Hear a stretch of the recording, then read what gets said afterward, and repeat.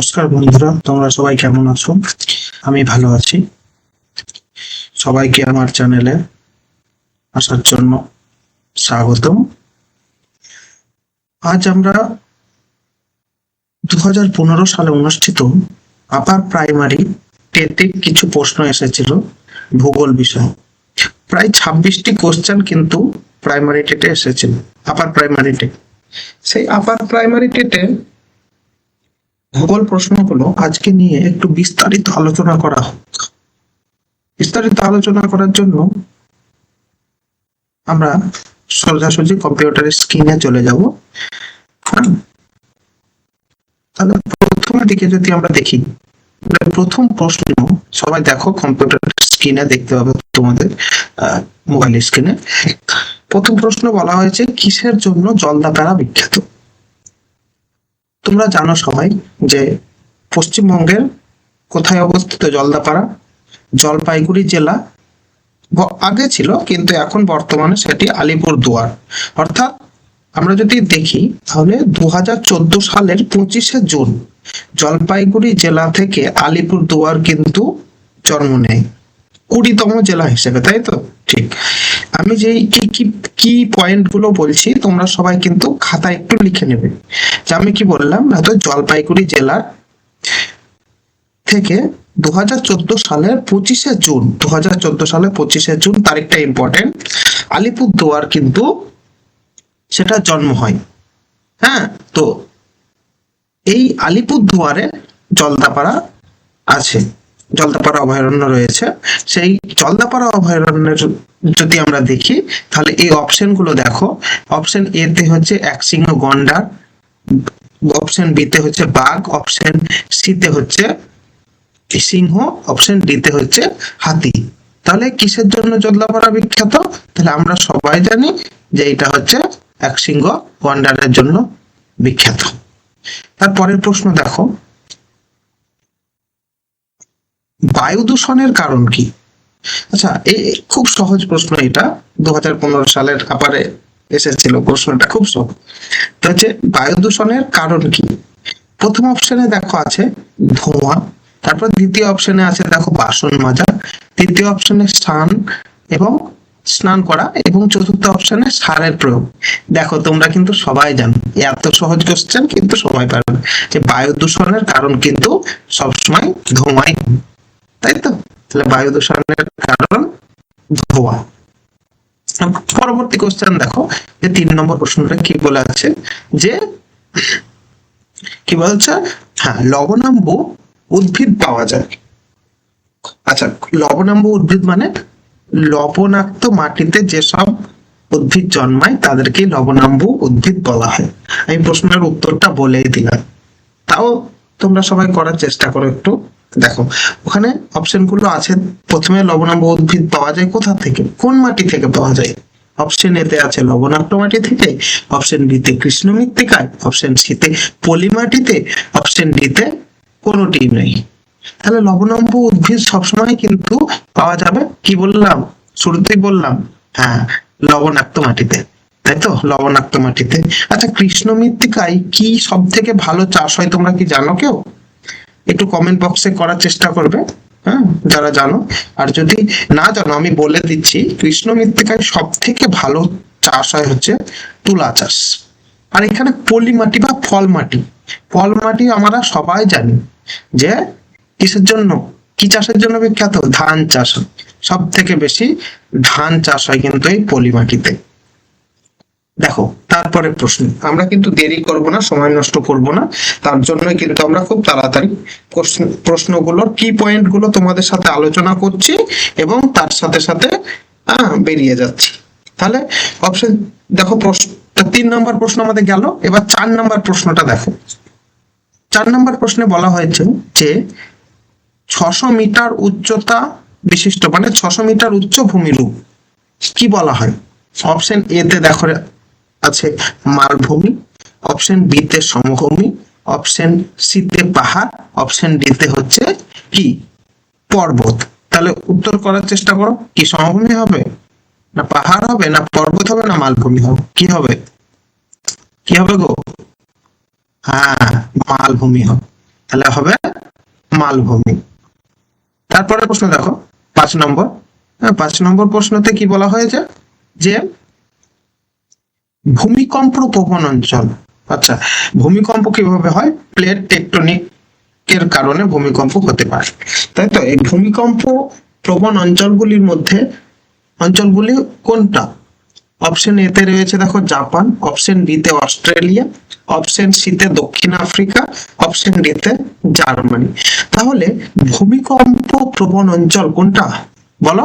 কোনটা বলো? হ্যাঁ, চেষ্টা করো, সবাই বলার চেষ্টা করো, আমার আশায় অপেক্ষায় থেকো না কিন্তু।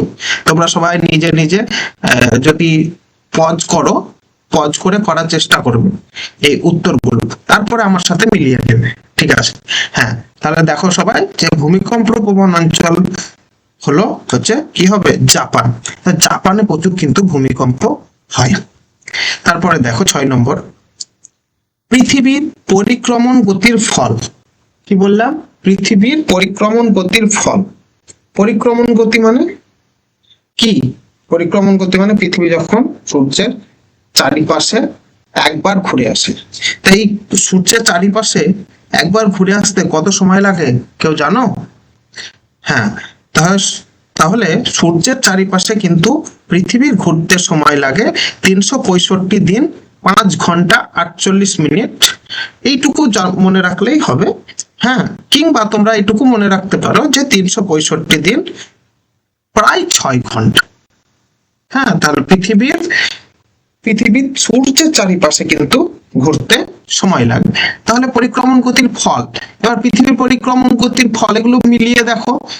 বছর যেহেতু ঘুরতে সময় লাগছে, তাহলে প্রথম অপশন দেখো আছে ঋতুর পরিবর্তন, তার অপশন বি হচ্ছে দিন রাত্রির উদয়, বন্যার প্রাদুর্ভাব, আর ভূমিকম্পের প্রাদুর্ভাব, তাই তো? তাহলে অপশন বি তে দেখো দিন রাত্রির প্রভাব রয়েছে, এটা আমরা জানি যে আহ্নিক গতির প্রভাবে হয়, তাই তো? কিন্তু পৃথিবীর পরিক্রমণ গতির ফল কি? যেহেতু কি হয়, গ্রীষ্ম হয়, বর্ষা হয় বছরের মধ্যে, তাহলে কি হচ্ছে? এটা তো এক প্রকার ঋতুরই পরিবর্তন হচ্ছে। তাহলে প্রশ্নের উত্তর কিন্তু অপশন এ, এটাই হবে যে ঋতুর পরিবর্তন হয়ে থাকে।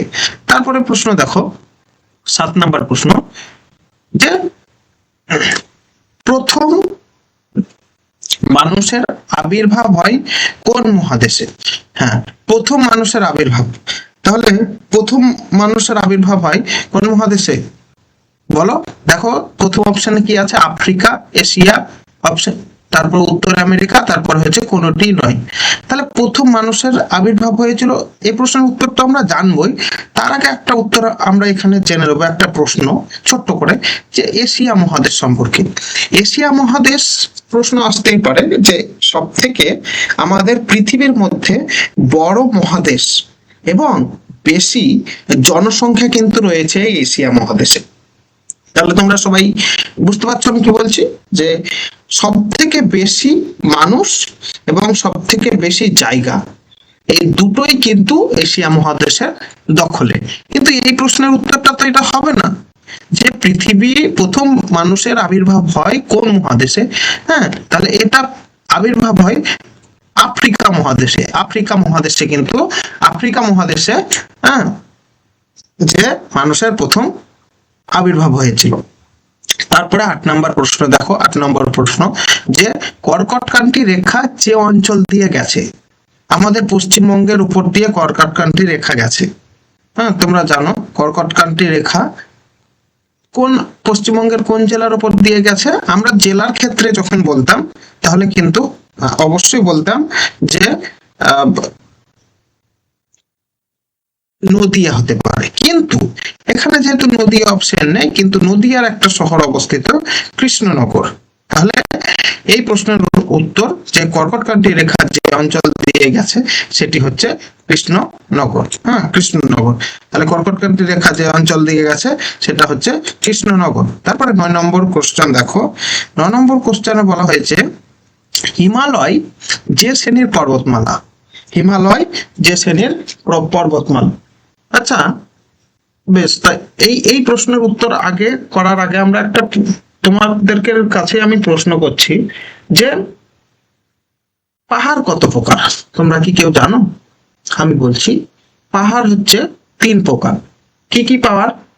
ভাঁজ পাহাড়, ব্লক পাহাড়, আর অগ্নেয়গিরির পাহাড়। এখানে কিন্তু 3টে অপশনই আছে। স্তূপ পর্বত মানে হচ্ছে ব্লক মাউন্টেন, হ্যাঁ, যেটার ইংরেজি অর্থ হচ্ছে ব্লক মাউন্টেন, স্তূপ পর্বতের। তাহলে এখানে দেখো ভাঁজ পর্বত হবে না, স্তূপ পর্বত হবে না, অগ্নেয়গিরি হবে না, অবশিষ্ট পর্বত হবে। তাছাড়া আর একটা আমি প্রশ্ন বলছি, যে এই যে দেখতে পাচ্ছ, হ্যাঁ, যে স্তূপ পর্বত, অগ্নেয় পর্বত, অবশিষ্ট পর্বত, এই 4টি অপশনের মধ্যে আমরা প্রথমে প্রশ্নটা করে নিই, তারপরে আমরা জানবো। তাহলে হিমালয় যে শ্রেণীর পর্বতমালা, সেটা কিন্তু হলো কি পর্বত? এটা হচ্ছে ভাঁজ পর্বত। এবার আমি একটা প্রশ্ন বলছি, যে ভারতের আরাবল্লী কি ধরনের পর্বত, জানো কি কেউ? হ্যাঁ, এই আরাবল্লীর ক্ষেত্রেও এটাও কিন্তু হবে, এটাও ভাঁজ পর্বত, কিন্তু এটা কি বলতো, সব থেকে প্রাচীন, মানে ভারতের মধ্যে সব থেকে প্রাচীন হচ্ছে আরাবল্লী পর্বত, ভাঁজ পর্বতের মধ্যে দিয়ে। এবার বেশ, চলো এবার পরবর্তী প্রশ্নতে যাই, যে 10 নম্বর প্রশ্নতে কি বলছে? ব্যাঘ্র প্রকল্পের সূচনা হয় কোন সালে? অর্থাৎ ব্যাঘ্র প্রকল্পের সূচনা হয় কোন সালে? বেশ, আমরা 9 নম্বরের কিছু কি পয়েন্ট একটু জেনে নিই। যে আচ্ছা, 9 নম্বরের কি পয়েন্ট নয়, সরি, আমি দুঃখিত, এখানে 10 নম্বরের কি পয়েন্টের কথা বলছি আমি। হ্যাঁ, বেশ, আমি 10 নম্বরের প্রশ্নটা আগে করাই। 10 নম্বরের প্রশ্নতে কি বলেছে? ব্যাঘ্র প্রকল্পের সূচনা হয়, কি বলছে? ব্যাঘ্র প্রকল্পের সূচনা কাল, কবে থেকে সূচনা হয় ব্যাঘ্র প্রকল্প? বলো, চেষ্টা করো। আচ্ছা, এটা উত্তর হবে 1973 সাল। 1973 সালের 1 এপ্রিল, মনে রাখবে, 1 এপ্রিল। হ্যাঁ, 1 এপ্রিল।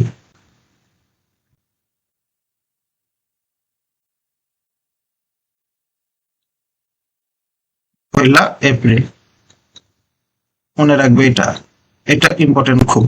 ঠিক আছে, তাহলে এটা হচ্ছে 1 এপ্রিল। এবার 1 এপ্রিল হলো। এবার এখানে দেখো একটা আছে জায়গা, এই যে জায়গাটা দেখতে পাচ্ছ, 1972 খ্রিস্টাব্দে, এই 1972 খ্রিস্টাব্দে একটা প্রকল্প হয়েছিল, কি বলতো? 1972 খ্রিস্টাব্দে একটা প্রকল্প হয়, সেটা হচ্ছে সিংহ প্রকল্প। কি প্রকল্প বললাম? সিংহ প্রকল্প। আমি ছোট করে লায়ন লিখে দিচ্ছি, LION।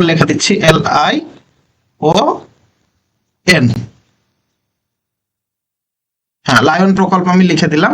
এটা হচ্ছে 1972 সালে হয়েছিল, হ্যাঁ, লায়ন প্রজেক্ট যেটাকে। আর একটা আছে 1976 সালে হয়েছিল, হচ্ছে কুমির প্রকল্প, ক্রোকোডাইল প্রজেক্ট যেটাকে বলছে। এই 3টে কিন্তু ইম্পর্টেন্ট, প্রায় পরীক্ষায় আসে। হ্যাঁ, এই লায়ন, আর এটা হচ্ছে টাইগার, আর হচ্ছে ক্রোকোডাইল। তাহলে এই 3টে প্রকল্প সম্পর্কে আমি বলে দিলাম। তাহলে প্রথমটা 1972 সালে বললাম লায়ন প্রজেক্ট, অর্থাৎ সিংহ প্রকল্প। 1973 সালের 1 এপ্রিল হচ্ছে ব্যাঘ্র প্রকল্প, আর 1976 সালে হচ্ছে কুমির প্রকল্প। বেশ, পরের প্রশ্ন এবার আমরা যাই, একটু তাড়াতাড়ি করছি। ঠিক আছে, পরবর্তী প্রশ্ন দেখো। প্রথম প্রশ্ন বলে আছে, দেখো, বায়ুর চাপ মাপক যন্ত্রের নাম কি? প্রশ্নতে কি বলা হয়েছে, যে বায়ুর চাপ মাপক যন্ত্রের নাম কি? এটা খুব সহজ প্রশ্ন, প্রায় যে কোনো কম্পিটিটিভ পরীক্ষা তুমি দিতে যাও, এই ধরনের প্রশ্ন কিন্তু আসে। তো বায়ুর চাপ মাপক যন্ত্রটা হচ্ছে কি বলতো? Barometer, thermometer, hygrometer, anemometer. প্রশ্নের অপশনগুলো নিয়ে একটু বিস্তারিত আলোচনা করি। প্রথমে শেষ থেকে করি আমি। অ্যানিমোমিটারের সাহায্যে কি করা হয় বলতো? বাতাসের গতি। তাহলে কি করা হয়?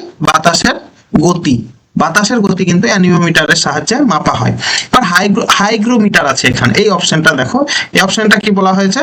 হাইগ্রোমিটার। এই হাইগ্রোমিটারের সাহায্যে কি করি আমরা? যে বায়ুর যে আর্দ্রতা পরিমাপ করা হয়, সেটা কিন্তু হাইগ্রোমিটারের সাহায্যে মাপি। আমি আমার বলাগুলো তোমরা একটু পজ করবে, লিখে নেবে খাতায়। হ্যাঁ, এগুলো কিন্তু খুব ইম্পর্টেন্ট, কারণ আমি আমি অনেক পরীক্ষায় দেখেছি যে কি পয়েন্ট গুলো যেগুলো মানে আমরা বলছি সেগুলো এই প্রশ্নের সাথে রিলেটেড।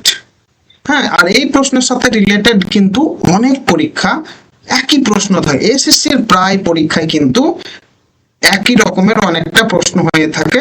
হ্যাঁ, ওই অপশন গুলো থেকেও অনেকটা একই ধরনের প্রশ্ন হয়ে থাকে। তার জন্য আমরা একটু বিস্তারিত আলোচনা করছি।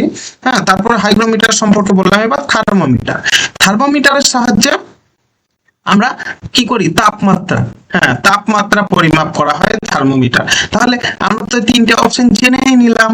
তাহলে কি পড়ে থাকলো? বায়ুর চাপ মাপক যন্ত্রের নাম কি?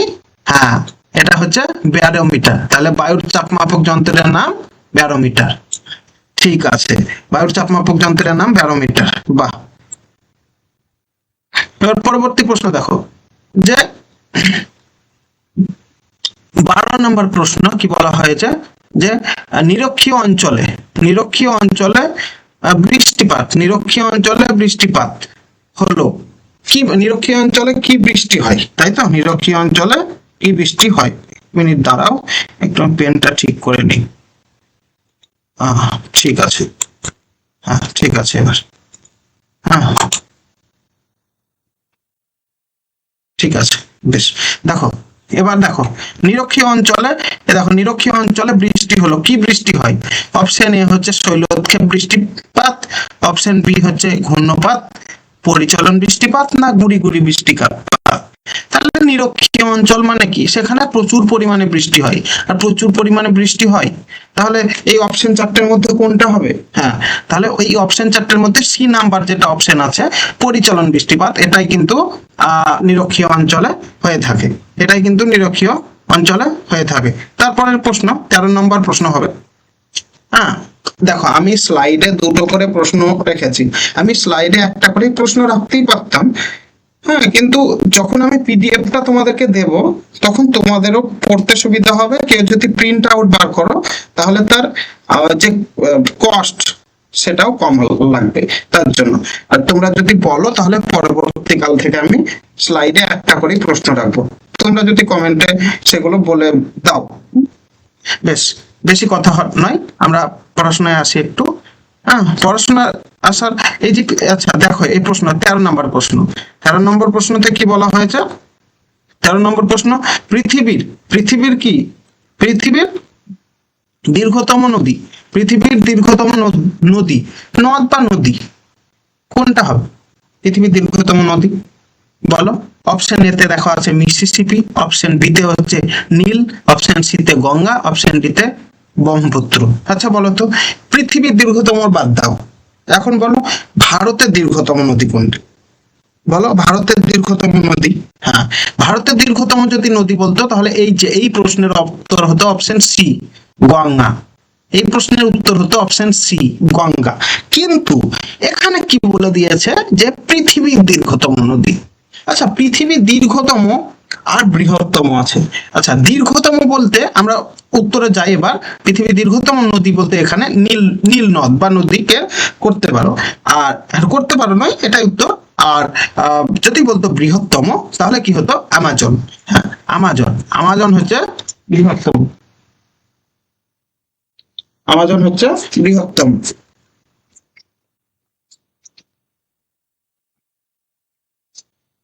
তারপরে প্রশ্ন যাওয়ার আগে আমরা আরো একটু দেখো যে আমাদের গঙ্গা নদী, আমাদের যেহেতু আমি বললাম এই একটি কথা যে বৃহত্তম নদী, ভারতের বৃহত্তম নদী গঙ্গা, তাহলে এই গঙ্গা নদী কত কিলোমিটার বলতো? মানে কত, গঙ্গোত্রী হিমবাহ থেকে সৃষ্টি হয়েছে, তাহলে কত কিলোমিটার টোটাল দৈর্ঘ্য তার? হ্যাঁ, সবাই মনে রাখবে টোটাল দৈর্ঘ্য তার 2525 কিলোমিটার। 2525 কিলোমিটার। আর আমি একটা কথা বললাম এখানে, বলছিলাম যে অ্যামাজন নদীটি কিন্তু পৃথিবীর বৃহত্তম নদী। বেশ, পরবর্তী প্রশ্ন আমরা একটু দেখব। যে পরবর্তী প্রশ্নতে কি বলা হয়েছে? যে মহাবৃত্ত। আচ্ছা, মহাবৃত্ত হলো, আমরা সরাসরি উত্তরে যাই। অপশন এ তে আছে নিরক্ষরেখা, অপশন বি তে হচ্ছে কর্কটক্রান্তি রেখা, অপশন সি তে মকরক্রান্তি রেখা, অপশন ডি তে হচ্ছে মেরু রেখা। তাহলে 14 নম্বর প্রশ্নের উত্তর হবে নিরক্ষরেখা। তারপরে প্রশ্ন হচ্ছে কত নম্বর? 14 হলো, তাই তো? তাহলে 14 হলো, এবার হবে 15 নম্বর।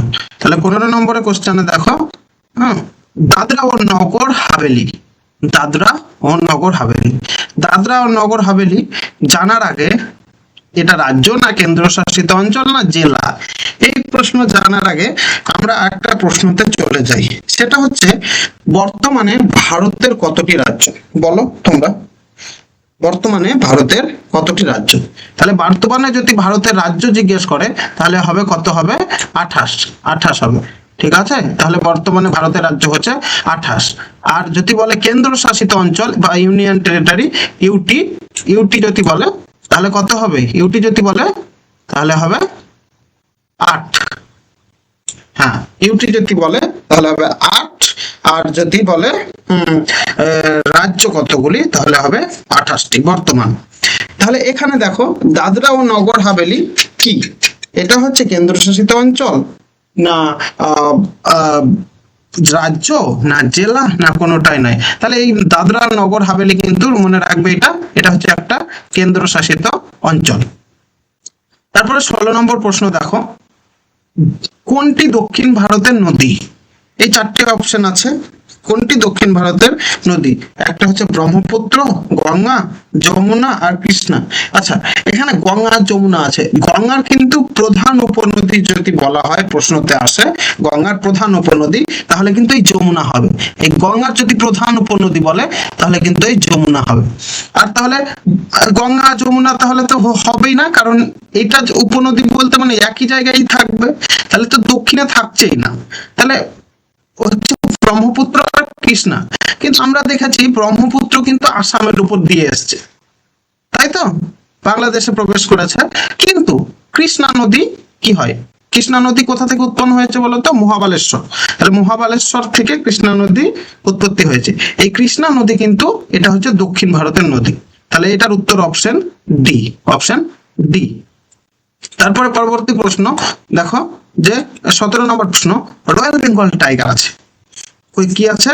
রয়্যাল বেঙ্গল টাইগার আছে কোথায়? রয়্যাল বেঙ্গল টাইগার কোথায় আছে বলো? হ্যাঁ, অপশন এতে আছে সুন্দরবন, অপশন বিতে রয়েছে পশ্চিমঘাট পর্বতে, অপশন সিতে রয়েছে হিমালয় পর্বতে, অপশন ডিতে রয়েছে গরুমারা পর্বতে।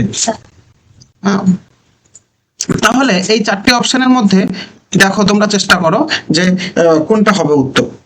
এটা খুব সহজ প্রশ্ন। এই প্রশ্নগুলো প্রায় পরীক্ষায় বা প্রায় বইয়ের মধ্যেই দেখা যায়। এই প্রশ্নগুলো খুব সহজ। তাহলে রয়্যাল বেঙ্গল টাইগার কিন্তু সবাই জানো যে উত্তর হবে হচ্ছে সুন্দরবন। তাহলে উত্তর কোনটা হলো? সুন্দরবন। সুন্দরবন উত্তর হবে। তারপরে প্রশ্ন দেখো, নদীর উচ্চ গতির মূল কাজ কি? আচ্ছা, নদীর 3টে গতি আছে, একটা হচ্ছে উচ্চ, একটা হচ্ছে মধ্য, আর একটা হচ্ছে নিম্ন গতি। তাহলে 3টে গতি, 3টে আলাদা আলাদা কাজ। তার মধ্যে এখানে প্রশ্নতে বলা হয়েছে নদীর উচ্চ গতির মূল কাজ। তাহলে নদীর উচ্চ গতির যদি মূল কাজ বলা হয় তাহলে সেটা হবে ক্ষয় সাধন, ক্ষয় সাধন করা। তাহলে এইটাই উত্তর, নদীর উচ্চ গতির মূল কাজ হচ্ছে ক্ষয় সাধন করা। তারপরে প্রশ্ন দেখো 19 নম্বরের, পোল্ডার হলো, পোল্ডার কি? পোল্ডার হলো, পোল্ডার ভূমি এক কথায়। হ্যাঁ, পোল্ডার হচ্ছে এক প্রকার ভূমি। তাহলে এটা পুনরুদ্ধারকৃত, এখানে লেখাই আছে যে এর পুনরুদ্ধারকৃত জমি কোথায় আছে, কোন দেশের এটা পোল্ডার ভূমিটা? অপশন এতে আছে নেদারল্যান্ড, অপশন বিতে হচ্ছে Germany, option C Austria, option D Scotland. তাহলে তোমরা সবাই জানো, বা যদি কেউ না জানো তাহলে এটা জেনে নাও যে পোল্ডার হলো হচ্ছে কোথাকার জমি? বলো, করো করো, সবাই চেষ্টা করো।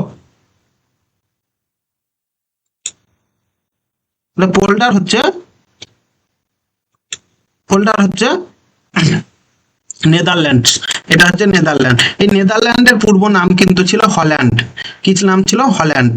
হল্যান্ড ছিল এই নেদারল্যান্ডের পূর্বের নাম, বর্তমানে এটা নেদারল্যান্ড হিসেবে পরিচিত। তারপরে প্রশ্ন দেখো 20 নম্বরের প্রশ্ন। 20 নম্বর প্রশ্ন, যে খনিজ সমৃদ্ধ ভান্ডার পাওয়া যায়। কোনখানে খনিজ সমৃদ্ধ রয়েছে? অপশন এ ছোটনাগপুর মালভূমি অঞ্চলে, অপশন বি সুন্দরবন অঞ্চলে, অপশন সি পশ্চিমবঙ্গের সমভূমি অঞ্চলে, না অপশন ডি পশ্চিমবঙ্গের পার্বত্য অঞ্চলে। তাহলে এই খনিজ সমৃদ্ধ ভান্ডার পাওয়া যায় কিন্তু ছোটনাগপুর মালভূমি অঞ্চলে, ছোটনাগপুর মালভূমি অঞ্চলে। আর এই ছোটনাগপুর মালভূমি থেকে একটা নদী সৃষ্টি হয়েছে, যেটাকে আমাদের বাংলার দুঃখ বলা হয়। কি বলতো নাম? এটা কিন্তু সবাই করবে কমেন্ট, আমি বলবো না, এটার উত্তর সবাই করবে। যে ছোটনাগপুর মালভূমি অঞ্চলে একটা নদী সৃষ্টি হয়েছে, যাকে সরোয়া বেঙ্গল অর্থাৎ বাংলার দুঃখ বলা হয়। এটা করবে তোমরা, এটা প্রশ্ন তোমাদের কাছে। তারপরে প্রশ্ন, হ্যাঁ 20 নম্বর প্রশ্ন হয়ে গেল। এবার হচ্ছে কত নম্বর? 20 নম্বরের পর হচ্ছে 21 নম্বর। 21 নম্বর প্রশ্ন আমরা যাবো। 21 নম্বরে, হ্যাঁ, ভারতের সামুদ্রিক সীমান্তের আয়তন, ভারতের সামুদ্রিক সীমান্তের আয়তন হলো, অপশন এ তে আছে দেখো 12 নটিক্যাল, অপশন বি তে আছে 13 নটিক্যাল, অপশন সি তে আছে 15 নটিক্যাল, অপশন ডি তে আছে কোনোটি নয়। তাহলে ভারতের সামুদ্রিক সীমান্তের আয়তন যেটা, হ্যাঁ, ভারতের সামুদ্রিক সীমান্তের আয়তন কিন্তু এটার উত্তর হবে 12 নটিক্যাল। 12 নটিক্যাল হচ্ছে উত্তর, এটা এটা হচ্ছে উত্তর 12 নটিক্যাল। হ্যাঁ, তারপরে তো কি বলছে যে কৃষ্ণ মৃত্তিকায় প্রয়োজন হয়, কৃষ্ণ মৃত্তিকার প্রয়োজন হয় কিসের জন্য? কৃষ্ণ মৃত্তিকার প্রয়োজন হয়, বলো কৃষ্ণ মৃত্তিকার প্রয়োজন কিসের জন্য হয়? কৃষ্ণ মৃত্তিকার প্রয়োজন হয় কার্পাস চাষের জন্য, ধান চাষের জন্য, গম চাষের জন্য, আখ চাষের জন্য। 4টে অপশন আছে, এ বি সি ডি। সবাই ভালো করে তোমাদের স্ক্রিনে দেখো, 4টে অপশন রয়েছে, চেষ্টা করো বলার। আমি বলার আগে তোমরা পড়ে চেষ্টা করবে বলা, তাতে কি হবে, তোমাদের যদি কোনো উত্তর ভুল হয়, অনেকে অনেক উত্তর পারবে, এখানে সবাই প্রিপারেশনে আছো, অনেকে অনেক উত্তর পারবে, কিন্তু তোমাদের যদি কোনো উত্তর ভুল হয় তাহলে এখান থেকে ঠিক করে নেবে, তাহলে তোমার মনে থাকার শক্তিটা কিন্তু অনেক গুণ বেড়ে যাবে। তাহলে কৃষ্ণ মৃত্তিকার প্রয়োজন হয় কিসের জন্য? কার্পাস চাষের জন্য। কৃষ্ণ মৃত্তিকার প্রয়োজন কিন্তু হয় কার্পাস চাষের জন্য। তারপরে পরের প্রশ্ন দেখো, পরের প্রশ্ন হচ্ছে, আর বেশি প্রশ্ন নেই, খুব কাছাকাছি চলে এসেছি আমরা। হ্যাঁ, তাহলে 23 নাম্বার প্রশ্ন হচ্ছে, গ্রিন হাউস ইফেক্টের ফল। কিসের ফল? Greenhouse effect. Greenhouse effect মানে পৃথিবীর তাপমাত্রা বৃদ্ধি, এক কথায় এটাকে গ্রিন হাউস বলা হয়। তাহলে গ্রিন হাউস ইফেক্টের ফল কি? গ্রিন হাউস ইফেক্টের ফল, উত্তর অপশন গুলো প্রথমে একবার দেখে নাও, চোখ একবারে।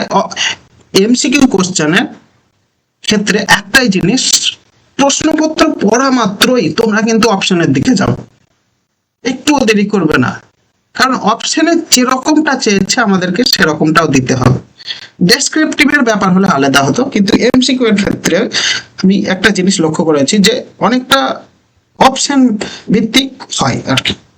তাহলে অপশন এ তে রয়েছে দেখো গ্রিন হাউস ইফেক্টের ফল, অপশন এ তে কি রয়েছে? তাপমাত্রার বৈপরীত্য, অপশন বি তে বিশ্ব উষ্ণায়ন, অপশন সি তে শিল্প দূষণ, অপশন ডি তে বন্যা। তাহলে এই যে গ্রিন হাউস এফেক্টের ফল কিন্তু এটা কি হবে? যে গ্রিন হাউস এফেক্টের ফল কি, বলো বলো? গ্রিন হাউস এফেক্টের ফল হচ্ছে বিশ্ব উষ্ণায়ন। এই যে এইটা হবে উত্তর, এই বিশ্ব উষ্ণায়ন। তাহলে গ্রিন হাউস এফেক্টের ফল হচ্ছে বিশ্ব উষ্ণায়ন। উষ্ণায়ন ও বিশ্ব উষ্ণায়ন, উষ্ণায়ন মানে তাপমাত্রা বৃদ্ধি। আচ্ছা, তারপরে দেখো ভি আকৃতির উপত্যকা। ভি আকৃতির কিছুক্ষণ আগে আমরা বললাম যে নদীর উচ্চগতি, মধ্যগতি আর নিম্নগতি। এই দেখো লেখা আছে, এখন নদীর উচ্চগতি, মধ্যগতি, নিম্নগতি। তাহলে এই ভি আকৃতির উপত্যকা কোন গতিতে হয়? হিমবাহের উচ্চগতিতে এটা তো হবে না, কোনটা হবে? যে নদীর উচ্চগতি, না নদীর মধ্যগতি, না নদীর নিম্নগতি, না হিমবাহের উচ্চগতি? তাহলে এটা হবে সবসময় জানি আমরা নদীর উচ্চগতিতে, নদীর হচ্ছে উচ্চগতিতে। তারপরে প্রশ্ন, মহাবিষুবুর দিনটি, তাহলে মহাবিষুবুর দিনটি কবে? মহাবিষুবর দিনটি কবে হলো, কবে, সেটার উত্তর এখানে আছে, 4টে অপশন রয়েছে, 4টে অপশন তোমরা সবাই দেখো ভালো করে। তারপরে এই প্রশ্নগুলো খুব ভুল হয়, মহাবিষুব, জল বিষুব, উত্তরায়ণ আর দক্ষিণায়ন, এই 4টি খুব ইম্পর্টেন্ট, আর প্রায় ছেলে মেয়ের ভুল হয়।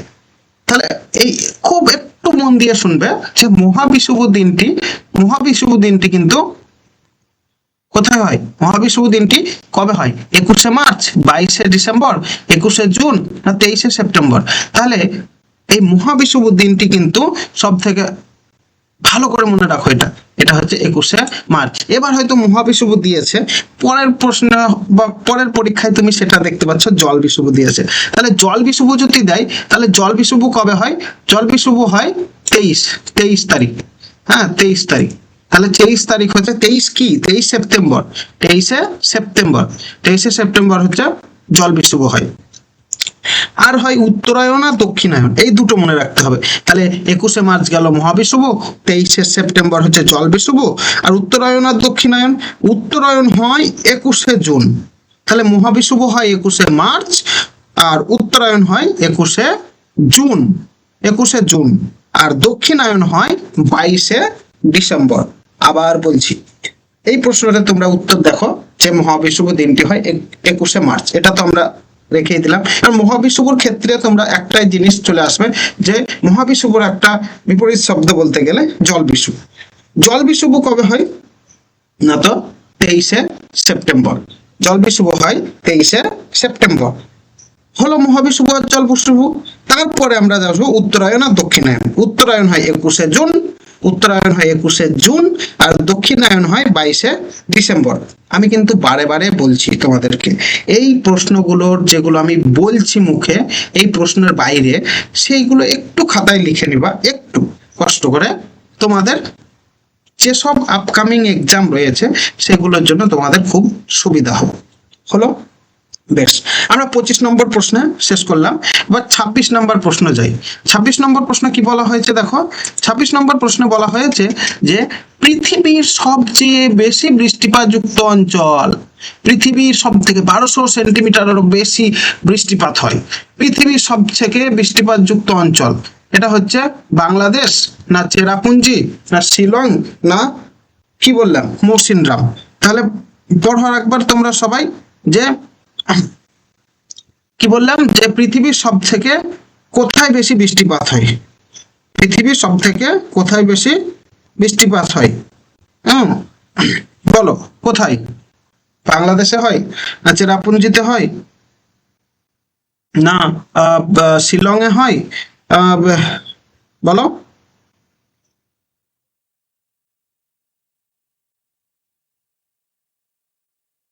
হ্যাঁ ঠিক আছে, বেশ, তোমরা সবাই চেষ্টা করছো, এটা দেখে আমি খুব খুশি। যাই হোক, এবার আমরা প্রশ্নের উত্তরের দিকে যাই যে পৃথিবীর সব থেকে বেশি বৃষ্টিপাত কিন্তু কোথায় হয়, মৌসিনরামে হয়, মেঘালয়ে অবস্থিত। কোথায় অবস্থিত, মেঘালয়ে। হ্যাঁ, মেঘালয়ে অবস্থিত হচ্ছে মৌসিনরাম। আর মেঘালয়ে 3টে পাহাড় আছে, কি কি পাহাড় বলতো, গারো, খাসি, জয়ন্তিয়া। তাহলে মেঘালয়ে কি কি পাহাড় আছে, 3টি, একটা হচ্ছে গারো, একটা হচ্ছে খাসি, আর একটা হচ্ছে জয়ন্তিয়া। আর মৌসিনরামটাও মেঘালয়ে অবস্থিত, ওখানে অনেক বৃষ্টিপাত হয়, 1200 সেন্টিমিটার প্রায় বৃষ্টিপাত হয়ে যায়। হ্যাঁ, এক্সাক্ট আমার ডাটাটা মনে পড়ছে না যে 1000 সেন্টিমিটার, তবে আমার মতো আমার যেটুকু মনে পড়ছে 1100 সেন্টিমিটারেরও অধিক। হ্যাঁ, তবে এইটা একটু তোমরা দেখে নেবে তো। হ্যাঁ, আমার মনে হচ্ছে এটা আমি ঠিকই বলছি, কিন্তু তাহলেও একটা ডাউটফুল রয়েছি, তার জন্য একবার দেখে নেবে এই প্রশ্নটা, উত্তরটা যে মৌসিনরামে কত সেন্টিমিটার বৃষ্টিপাত হয়। এই দুটোই তোমরা কিন্তু কমেন্টে